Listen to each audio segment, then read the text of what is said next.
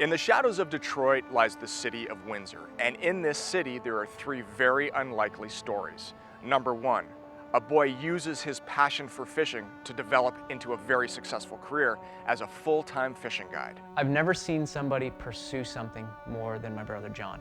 Number two, a man realizes his boyhood dream and gets to fish as an elite on the Bassmaster Elite Tour. It's like a basketball player going to play basketball in the States and having never played before. I'm going to go down and make the team.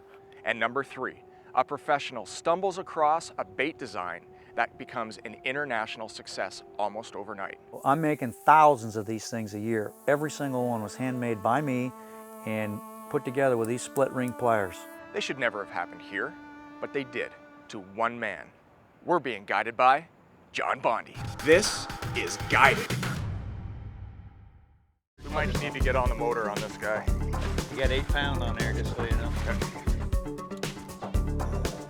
The head shakes are incredible. Down in dirt. Catch everything out here. We got a double header on here. Smallmouth and a very large catfish for this lake. I'm gonna net your giant, that's a giant channel cat. Here, let me take that from you. There's a big cat for St. Clair, buddy. Look, the hook just fell out. That there is a big catfish for Lake St. Clair. That's one of the biggest I've seen on this body of water. Look at what this. a giant. That's like a Manitoba catfish right there, buddy. That's 20 pounds. Man, that's a big one. That bass isn't anything to sniff at either. Double. Look at that. That is incredible. Nice smallmouth. Beautiful smallmouth. Got that on a Bondy perch. Okay, all right. Well, I grew up in a small town called LaSalle, which is on the south side of Windsor. It's on the Detroit River.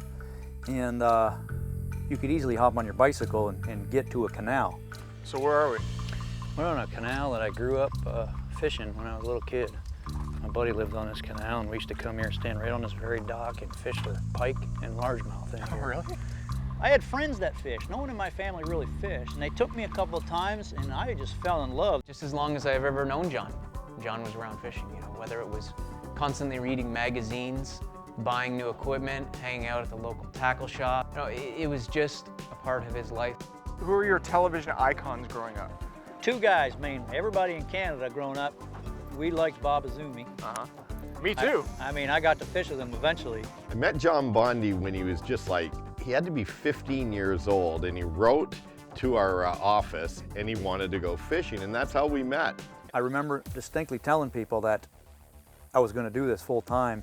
I distinctly remember people laughing at me right in my face. What did your mom and dad say when you sat them down at the kitchen table and said, I'm going to be a fisherman for the rest of my life? And I think they were highly suspicious of my plans right from the beginning.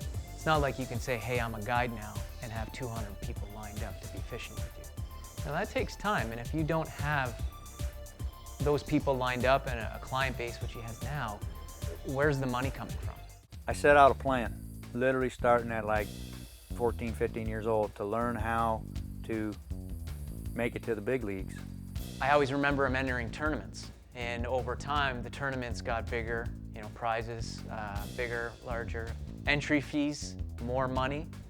So here's a guy that doesn't have a lot of money, but he's willing to put his money where his mouth is and his talents and get out there. And then I decided to make a jump and fish the Bassmaster Opens. It used to be called the Invitationals, and that's how you qualified for the Bassmaster Tour, the Elite Series. And I fished them for 4 years. And I went everywhere from Kentucky to Virginia to North, Champlain. When John started to do better in some of the local open tournaments, the ones that qualify you for the Elite Series, he started to move up the ladder, and it allowed him to get into the Elite Series. And I accomplished 3 goals. I made it to the top 5, which got me on TV. I made it debt-free, and I requalified easily for the following year. So I accomplished those goals, and I spent that next winter as excited as could be. Little did I know the following year was gonna be a disaster.